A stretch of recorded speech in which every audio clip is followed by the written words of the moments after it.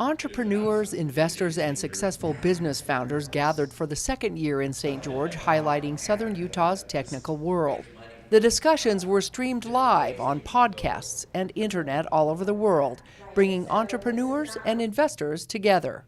You know, they inspire other entrepreneurs that are listening to the show, and we connect those people with our network as well. And so with everything we do is we try to build a platform for these groups to meet. They learned that they need the right fit in the money world, whether using angel funds, seed money, or venture capitalists. When you get much over 500,000, it gets a little too much for angels and in the market, and they start going, well, have you talked to Peak Ventures? Entrepreneurs need to be able to convey that this either is a large market or it's becoming a large market, or if neither of those are true, how do you get to a large market? And the concept is you're investing in the business based off of future revenue instead of the way a bank works in underwriting a loan on historical revenue. A conference like this, Founders Weekend, what it does is it creates collisions between entrepreneurs, investors, and others in the ecosystem, including the universities and government, so that when they come together, we can realize which companies are getting traction, which ones are making a difference and bringing great products and services to market, so that those companies can find the funding they need to create jobs and build the economies. John Pastana operated one of the most successful technology companies in the state of Utah called Omniture before selling it to Adobe.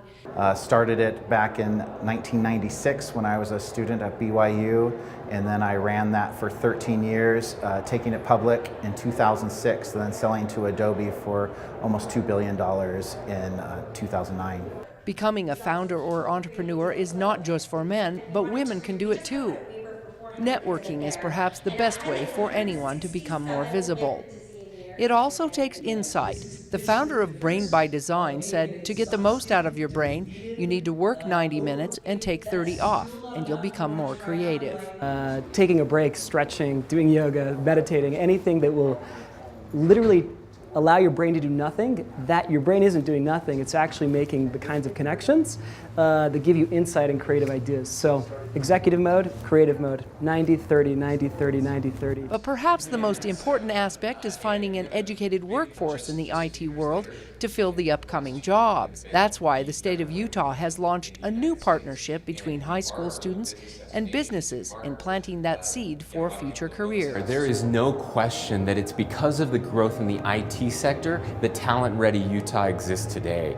We're looking at a potential shortfall of 40,000 jobs available but unfilled over the next 4 years if we don't have our kids ready for these jobs. Higher education is also changing course in southern Utah.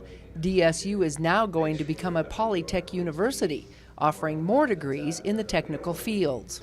If you did a map and you did a scatter plot and looked at the institutions, you'll see we're smack dab in the middle of an area where there's no polytechnics that are really in Utah, Colorado. You go out to Southern California, there's a gap. Instead of having an institution that's a mile wide and an inch deep, we're going to go about half a mile wide and 3 miles deep into the polytechnic area. The city of St. George is also fostering an environment for growth in the tech industry with plans for its new Tech Ridge. We probably have somewhere around 75 companies that are here in the technology, high-tech field. Most people wouldn't know that, but it's true. Now we have several that are really doing well and on the verge of doubling and tripling. Well, I'd like to have them do that on Tech Ridge. What was then, what was 10 years ago is obsolete. What was 2 years ago is obsolete. And so we have a responsibility to create an environment where amazing minds can come together and learn and develop skills, and then take those skills and do things that we never even imagined. And that's what we're going to do at the Dixie Applied Technology College in our technology department. The overall goal in sight is to increase the technical field, bringing high-tech jobs that will ultimately provide higher wages to the future workforce in southern Utah. And put together an initiative, or at least have a dialogue around something that's going to make a difference. And so be a part of the story, be a part of what's going to happen. It's going to happen. In St. George, Melissa Anderson, CEC News.